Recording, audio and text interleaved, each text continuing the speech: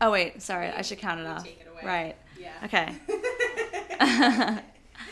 Cut. Oops, that was embarrassing. That's going to be included. All right. Can I start again? Yep. Okay. Good? Okay. Hi, I'm Bess Rogers. I'm here at Wolfgang's Vault, and I'm going to play some songs. This one is off my new record, Bess Rogers Presents Bess Rogers, which is my name. Duh. This song is called Favorite Day.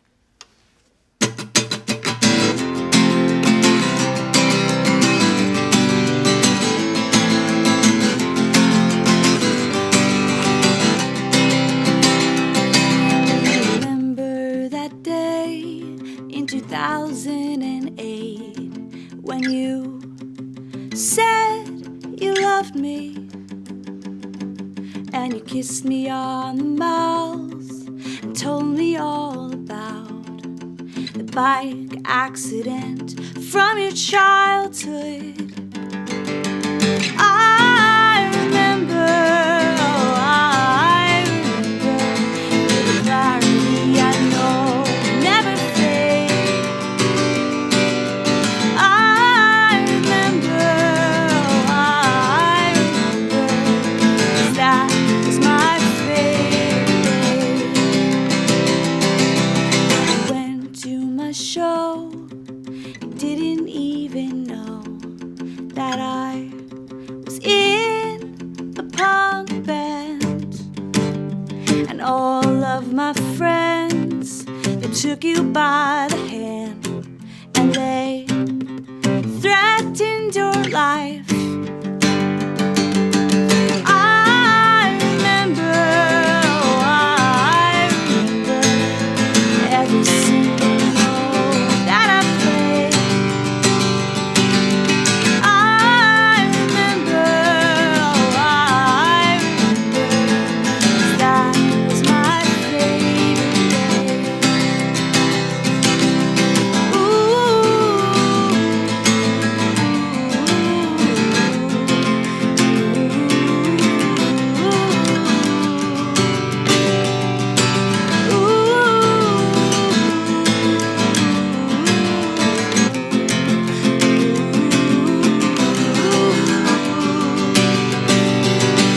You told me you were damaged.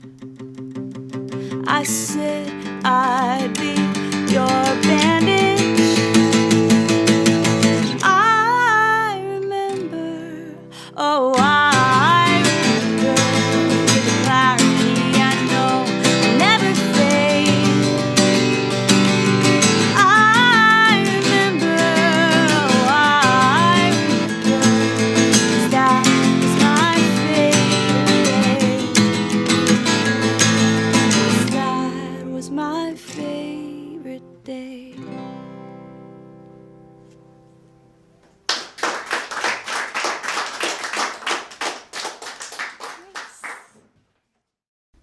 This song is called I Don't Worry. 1, 2, 1, 2. I don't worry about my job. Let them throw me out on the street. Let them cut my pay. I won't grovel at their feet. I don't worry about my job. Let my registration expire. Breaking through the glass, let the air out of my tires. But I can't help thinking, ooh, about you. Will you be the one to see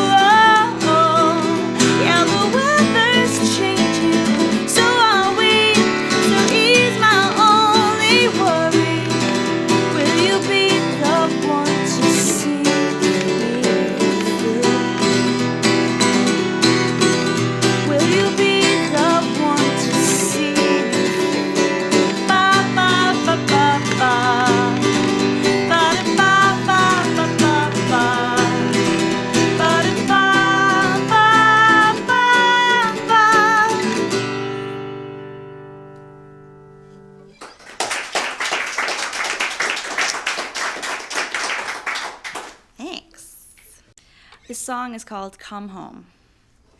1, 2, 3, 4.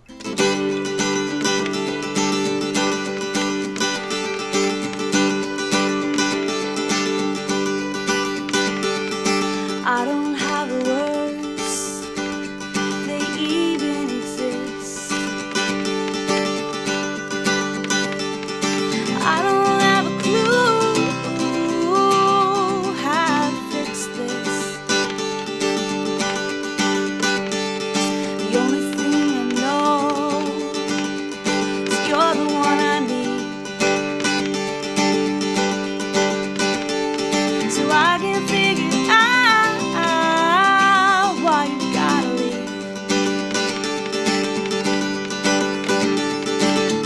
'Cause every time the day turns into night, oh, the same thing keeps running through my mind. Please come home, please come home, please come home to me. Darling, darling, please come home, please come home, please come home to me.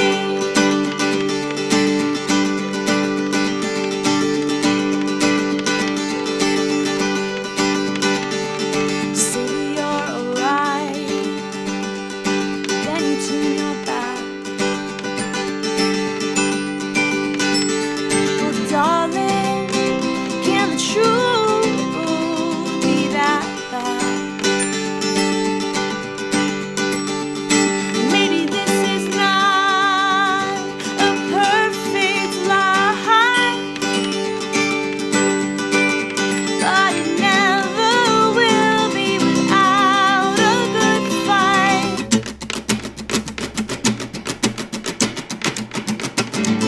'Cause every time the day turns into night, oh, the same thing keeps running through my mind. Please come home, please come home, please come home to me. Darling, darling, please come home, please come home, please come home to me. Oh, oh, oh, oh, oh, oh,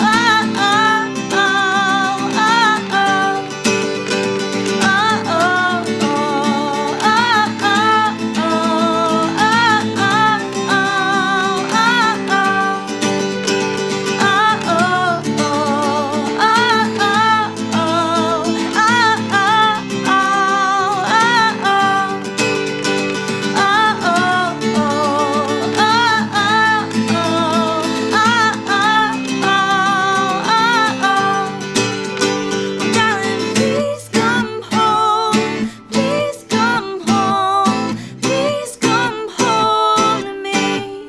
Darling, darling, please come home, please come home, please come home to me.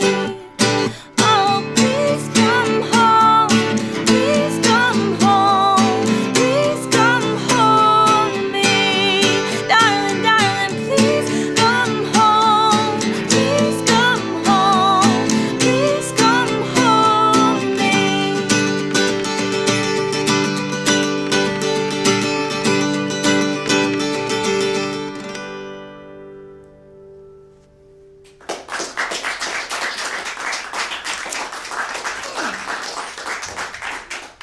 I brought everybody together Yeah, for a you're tour, like- and luckily we all really liked each other. Yeah. So. We wanted to have a blast, so we decided to call it the Quest for Glory and, go on a quest for glory. It's not just a tour, it's a quest. Yeah, Glory. Okay. interactive. So I've got to ask about the whole knighting thing. Mm-hmm. What's the story behind that? Or if you could at least give a background of what it is. Well, we wanted to do something that was like interactive and fun and ridiculous, I think, Yeah. during the show. And since we named it the Quest for Glory Tour, we just decided that we should bring people up on stage and perform a knighting ceremony and make them knights. We're very qualified to perform knighting ceremonies. Your Yeah. royalty? So we pass out these applications, and people can tell us their name and their kingdom and the reason we should knight thee. and then everybody puts it into a cauldron of truth. And then the cauldron of truth decides who shall be the knight that evening. And we perform a very secret and spectacular ceremony. It's also And very legitimate. Also sacred. Sacred, Yes. also Yeah. sacred. And we have a crown and a sword, and it's pretty legit. So And then that person's life is forever changed. Changed. Yeah. I can imagine. Yeah. So when did you guys start playing music and writing songs and things like that? And was there like a particular moment or influence that inspired you to get started? I am mostly influenced by my feelings and emotions and the need to get them out into the world via song. And I've been doing that since I was in high school. I've been singing since I can't remember when I wasn't singing. I was always like annoying my mother incessantly by just always singing.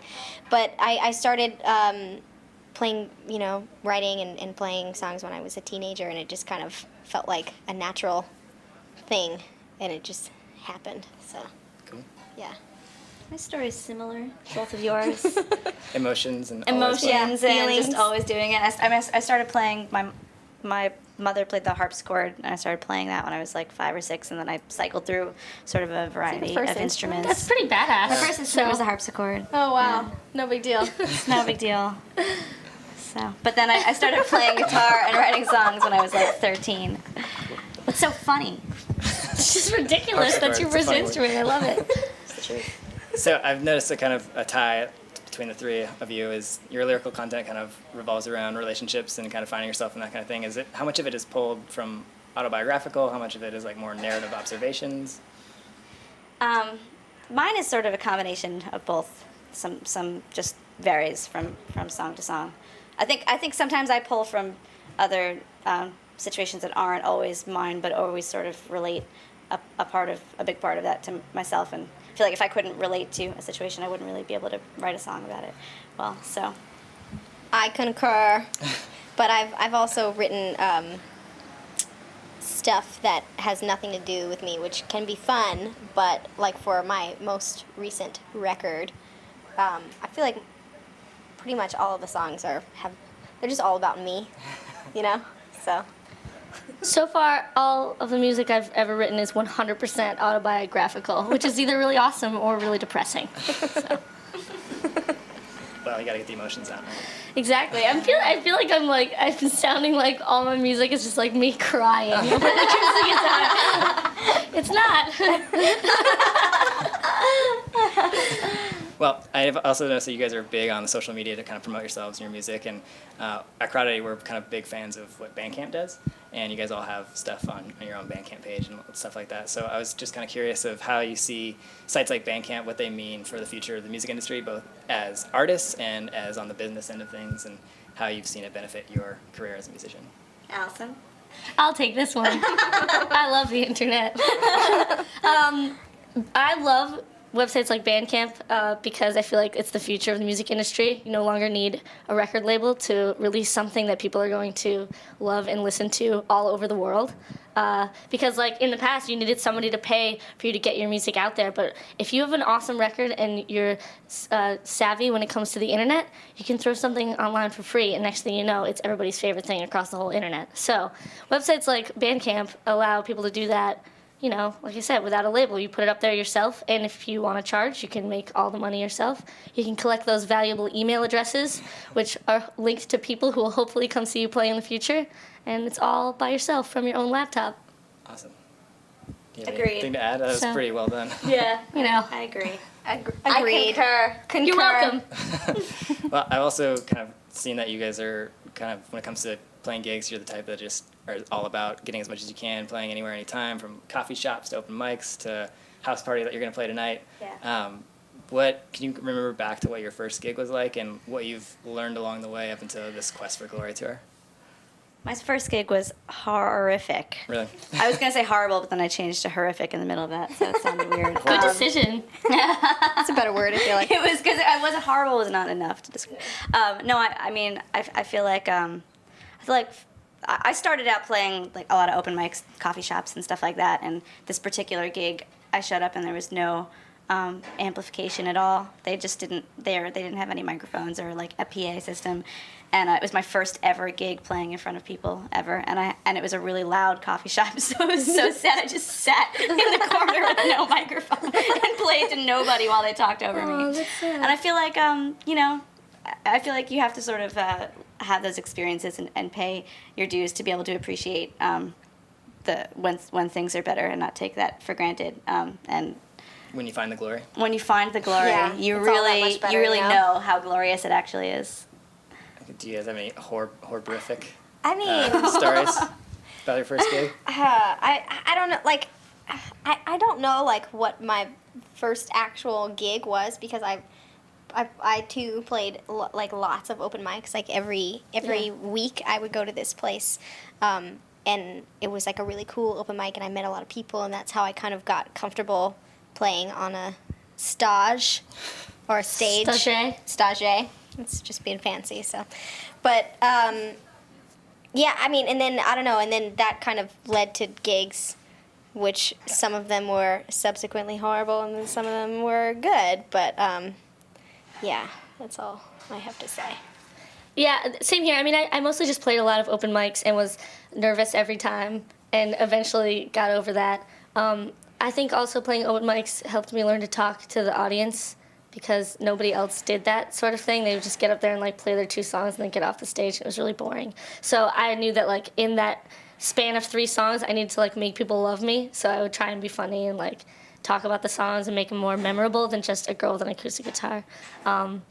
Yeah, I guess that's what I've learned. I do remember my very first gig ever was playing the West Hall High School band, whatever, I forget what it's called, West Hall High School Band Fest, and it was like me and my pop punk band, and it was the worst, and my guitar was out of tune, but I didn't have a tuner, so I tried to tune it like by ear through the speakers, But that's and punk. it was horrible for everyone. Also, the drummer's cymbals fell over, so I yelled at him, and then we started the song over. Well, It was great.